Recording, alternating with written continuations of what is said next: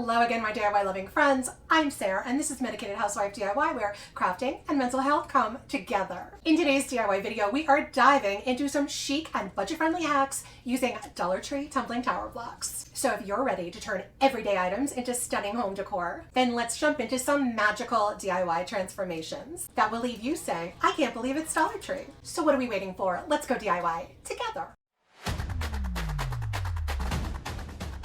For this DIY, I am using a total of 44 tumbling tower blocks from Dollar Tree, and I'm cutting 4 of these blocks in half to make 8 half pieces. I'm using this miter shears from Amazon, which I will link for you in the description box below. So now I have my 8 half pieces that are cut, and I'm going to be making 8 sets of 2 blocks that are going to be attached end to end. So I'm using 16 blocks total to make the 8 sets of 2. I'm using Titebond quick and thick wood glue, which I will link for you below, but you could also use super glue wood glue from Dollar Tree to do this too. After I've glued together my 8 sets of 2 blocks, I'm going to take 8 full blocks and attach them to the 8 half pieces of block, as you see here. So I will end up with 8 sets of 1.5 blocks. Then I'm going to create some patterns. The pattern is the 2 block set in the middle and on its side, and I glue the 1 1/2 block set also on its side to one side of the 2 block set, and then 1 single block on its side to the other side of the 2 block set, as you see me doing right here. This is the basic pattern that we're going to repeat 8 more times. It's the 2 block set in the middle with 1 1/2 block set on one side and the single block on the other side. Now you can always pause and replay the video if you need to in order to follow along. We're making a total of 8 of these, and then I'm going to let them fully dry. I'm using this Apple Barrel white gloss paint, which I will link for you below, as a white base coat to fully cover the 8 patterned groups that we've made, as well as 8 additional single blocks. So our grand total of blocks is 44 tumbling tower blocks used. I want to cover all the sides of all of the blocks and the groups of blocks. I did 2 full coats of this white base coat, and I'm going to allow all of the painted blocks to fully dry. Once the white paint has dried, I grab this Folk Art Metallic Champagne Shimmer, which I will link for you below. I've been using this color like crazy lately. It gives a nice, warm, pearly glow, and I'm going to paint over all that white paint using the Champagne Shimmer to add some glimmer and some glamour to all the white painted wood.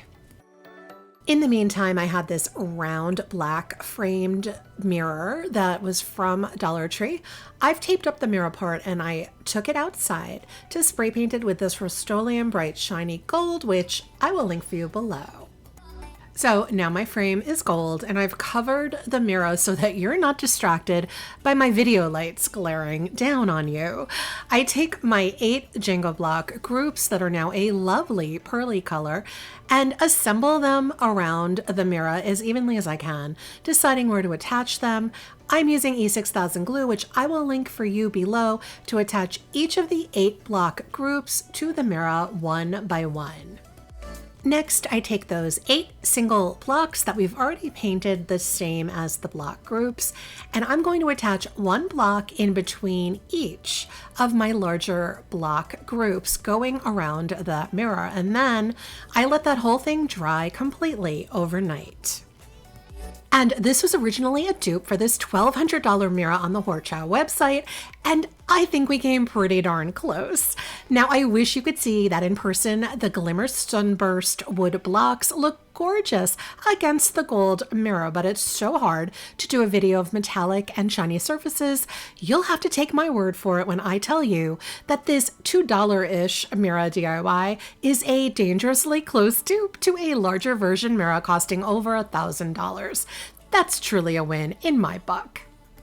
For this DIY, I've got this 8-inch wood circle that I'll link for you below, but any wood or pressboard circle or round sign from Dollar Tree could be used for this as well. I'm also using a total of 40 tumbling tower blocks from Dollar Tree, as well as 62 of these square wood beads that come as wired garland, also from Dollar Tree. I'm using quick and thick wood glue, but super glue, wood glue from Dollar Tree will also work. To start, I'm going to glue a block standing up on the inside edge of the wood circle, followed by one bead glued next to it with the hole facing the block, also glued along that inside edge of the wood circle, so right next to the block. That's followed by another block, and then another bead, and so on, and so on, and so on, all the way around the entire circumference of the circle until I'm back to where I started. And at any point, you can always pause and replay the video if it helps you to follow along. And I realized I couldn't fit a full block in the space I had left, so I cut one of the blocks in half lengthwise using my miter shears, and I positioned that into the leftover space between the two last beads. It wasn't perfect looking, but it worked out okay. Next, I took one block and placed it on top of the inside edge of one of those beads, gluing that to the bottom edge, as well as the corner edges that were touching the two blocks in front of it. Hopefully that makes sense. I attached the block on the inside of the circle, as you can see me do right here. I continued to do that with 20 more blocks. There are 20 blocks on the outside edge and 20 blocks on the inside edge. So 40 blocks altogether in this project. And I attached the blocks on the inside of the circle going all the way around it, just like you see me doing right here. Next, I had cut a piece of floral wire from Dollar Tree and strung 42 more of those square wooden beads onto the wire, making a loop at either end of that wire just to hold the beads in place. Using some more wood glue, I began attaching the beaded wire onto the tops of the outside blocks, going all the way around the entire circle, gluing the beads to the top of the blocks and also to the blocks in back of the beads as well. And in some cases, gluing the beads to each other, if that makes sense, so that the line of beads was just continuous. I didn't want to see the wire there. I just wanted to see a continuous line of beads. Once the blocks and the beads had dried, I turned the whole thing over and used 4 of these large wood beads that I will link for you below as feet for the project. I eyeballed positioning them evenly on the bottom of the project, and then I used some wood glue to glue them into place. I'm using some Folk Art antique wax, which I will link for you below, to paint this entire piece, starting on the inside bottom and the inside blocks, working my way into all those little nooks and crannies with a smaller brush until the entire inside of the piece was covered with the antique wax. And I use a dry paper towel just to rub off any of that excess wax. Then I work my way to the front of the piece, and I started with that top beaded area and the wax, and then the blocks on the front, and then the sides of those blocks on the front. And I'm still using that paper towel to rub off any of the excess wax. And it did take some time, but I was able to paint the whole piece and all those little nooks and crannies with the wax. And then I painted the bottom, including those 4 large bead feet, with that same antique wax. I wanted to give the piece a little dimension, so I'm using this apple barrel paint in the color khaki and a chip brush to distress paint over the antique wax, starting with all the edges and the corners, and also adding a little distressing all over, just to really give the whole thing an aged antique look. And this is my beaded Jenga block. Is it a footed basket or a tray or both? Either way, it's got a lot of rustic charm, and I think it gives a real upscale and substantial feel. Perfect for a table centerpiece or just to hold some plants or candles. I love the look, and maybe it's just me, call me crazy, but maybe with lighter or more natural looking finish, it is giving some serious restoration hardware vibes, and frankly, you can't go wrong with that. For this next DIY, now I don't know if you guys know this, but I always buy cases of tumbling tower blocks from Dollar Tree online, and I have always received these 72-piece sets that are all natural color wood, but this time I got a whole case of these half-painted blocks and half natural wood, and I am so unhappy about it. It's like getting half of what I paid for, so feel free in the comments to let me know your secrets for using up these very dark brown blocks, because honestly, I'm at a loss. But anyway, I'm using 3 of these 3-inch wood rounds I got on Amazon, and I'll link them for you below, and some Titebond wood glue, although the super glue wood glue from Dollar Tree would be fine for this too. I'm also using a total of 39 tumbling tower blocks from Dollar Tree. I'm gluing 13 blocks standing up just over the edge of that 3-inch circle, and I'm going to place 13 blocks all the way around the circle the exact same way, all standing up. Then I make a second circle the exact same way as the first, using 13 more blocks, and they're all standing up and they're all overlapping the edge of the wood circle. I make a third, again, the exact same way, and again, using 13 more blocks.